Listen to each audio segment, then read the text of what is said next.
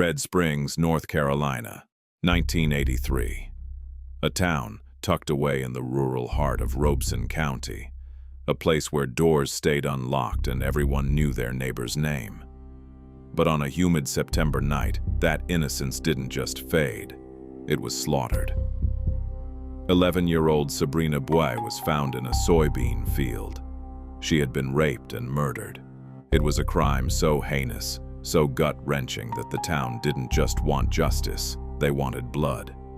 And in their desperation to find a monster, the law would create two of their own. Within weeks, the search narrowed. Not because of DNA, not because of witnesses, but because of a tip about two brothers, Henry McCollum, 19, and Leon Brown, just 15. To the police, they were suspects, but to those who knew them, they were children in men's bodies. Both Henry and Leon were intellectually disabled. Their IQs hovered in the 50s and 60s. They functioned at the level of elementary schoolers. For hours, they were held. No parents, no lawyers, no one to explain their rights. The detectives didn't see two vulnerable boys. They saw a path to a closed case. Under intense pressure, through tears and confusion, the brothers broke. They were told if they signed the papers, they could go home. They didn't realize they were signing their lives away. They confessed to a crime they didn't commit, using details fed to them by the very people sworn to protect the truth. The trial was a formality of shadows. Despite no physical evidence linking them to the field, and despite the confessions being riddled with inconsistencies, the jury saw two young black men in a signed piece of paper. In rural North Carolina, in 1984, that was enough. Henry McCollum was sentenced to die. He became the longest-serving inmate on North Carolina's death row. Leon, the younger brother, was sentenced to life in prison. While the world moved on, while the internet was born, while wars began and ended, the brothers sat in cages. Henry waited for a needle that would end his life for a crime he didn't understand. Leon struggled in a general population that showed no mercy to the weak. 3 decades passed, 30 years of concrete walls and steel bars. But in 2014, the North Carolina Innocence Inquiry Commission took a second look. They found something the original investigators ignored.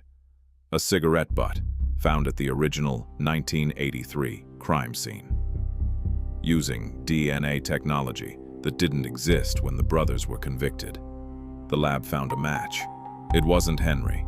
It wasn't Leon. The DNA belonged to Roscoe Artis, a man who lived just a few hundred yards from where Sabrina's body was found. A man who was already serving a life sentence for another rape and murder, committed just weeks after Sabrina's death. The real monster had been there all along. On September 3rd, 2014, a judge vacated their convictions. After 31 years, the nightmare ended. Henry and Leon walked out into a world they didn't recognize. Henry was 50 years old. Leon was 46. Their youth was gone. Their parents were elderly or deceased. They had spent more time in a cell than they had spent as free men. The state offered them $750,000 each in compensation.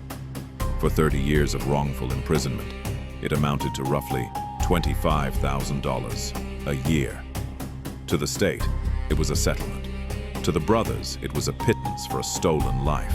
In 2021, a civil jury awarded the brothers $75 million in damages, a historic sum. But no amount of money can buy back the 1980s. It can't return the 19,000 days they spent in a cage.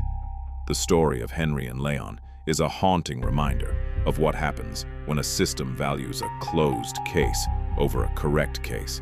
It's a story of how easily the vulnerable can be crushed by the machinery of the law. Justice delayed is justice denied. For the McCollum brothers, justice didn't just take too long. It arrived after the life they were meant to live had already passed them by.